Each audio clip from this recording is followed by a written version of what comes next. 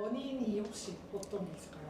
그러니까 입냄새 원인이 예전부터 그러니까 의사들한테도 관심사였거든요. 이제 왜 생기냐 이게 본인들도 그러니까 문제 겪은 사람들이 있을 거고 많은 사람들이 연구를 했는데 지금까지 알려진 바로는 거의 절반 정도는 시민성 구취 혹은 가성 구취라 그래서 실제로는 냄새가 이제 없는데 심리적으로 그렇게 느낀다는 게 이제 최소 절반 이상을 보고요. 그러니까 그 실제로 저도 지금까지 그 구취 진료를 하면서 환자분들 볼 때 객관적인 검사 그 방법들인 냄새가 없는 걸로 이제 나오는데 환자분들은 되게 일상생활에 지장을 많이 받으시고 스트레스를 되게 많이 받으시는 분들이 되게 많거든요. 그래서 그분들은 이제 시민성 구취인 거고 절반 정도가 이제 진짜 구취인데 진짜 구취만 따지면 한 90% 정도가 이제 구강내 원인으로 생기고요.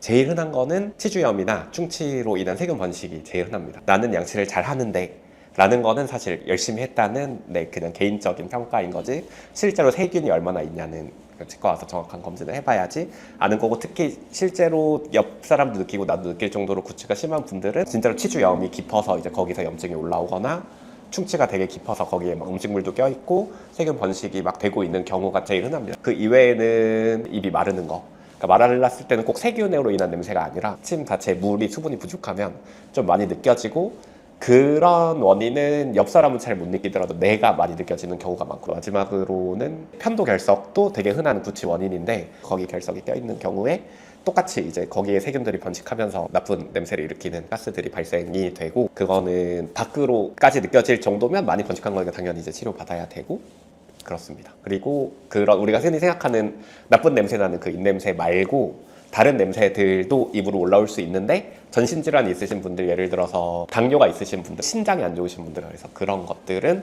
치과에서 보는 영역은 아니고 그런 냄새가 발견이 된다 하면은 전신질환을 의심을 하고 진료를 받아보셔야 됩니다.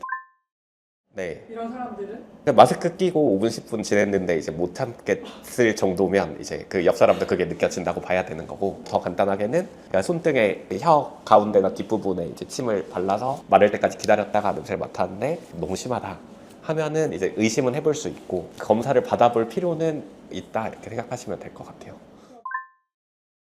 뭐 예를 들어서 뭐 요새 아침에 일어났을 때 특히 좀 안 좋은 냄새, 안 좋은 맛이 올라와 라고 하면 혀가 잘 안 닦이시는 분들이 많을 수 있어요. 특히 겨울철에는 환경 자체가 건조하고 이제 물도 안 마시고 건조해서 입안이 바짝 마르면 세균이나 음식 잔사물이 자꾸 혀에 저류가 되고 설태로 이제 나타나는 거고 그게 쌓이면 그게 어두운 냄새 일으키는 거니까 부분이 제일 안쪽 잘 안 보이는 안쪽 부분을 양치를 열심히 안 하는 분들이 생각보다 되게 흔하거든요.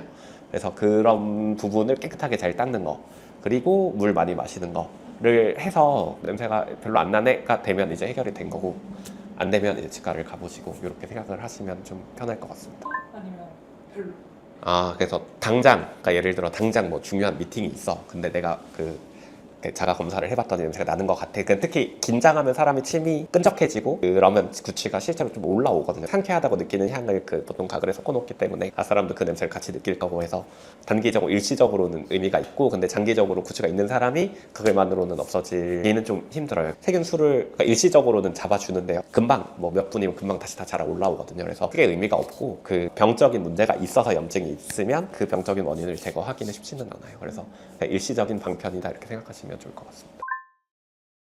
많을 텐데 젊은 분들은 진짜로 선천적인 원인으로 나는 분들이 있어요. 병적인 구취랑 또 약간 다른 냄새가 나는 분들이 있는데 그런 경우에는 사실 그 구취가 입에서 세균이 만드는 게 아니라 그 음식 섭취하는 거, 내가 쓰는 치약, 내가 쓰는 화장품, 뭐 로션 얘네들의 냄새가 합쳐져서 어떤 특정한 냄새를 만드는 경우들이 있거든요. 우리가 흔히 건강하다고 하는 음식들, 그러니까 뭐 야채, 과일 그런 것들을 많이 먹으면 그러니까 좋은 세균 입안에 많이 더 자리를 잘 잡고 해서 그런 식으로 생활 습관 관리를 하면 관리가 되는 경우들이 있어요. 그리고 뭐 화장품이랑 향수도 바꾸고 이제 그게 아닌 분들이 있고 그런 분들은 그거를 되게 과학적인 방법으로는 찾아내기가 어렵고 그랬을 때는 이제 생활 습관에서 접근을 하는 거죠. 만약에 아무 문제가 없다고 하면은 그래서 그런 사례들을 좀 말씀드릴 수 있을 것 같아요.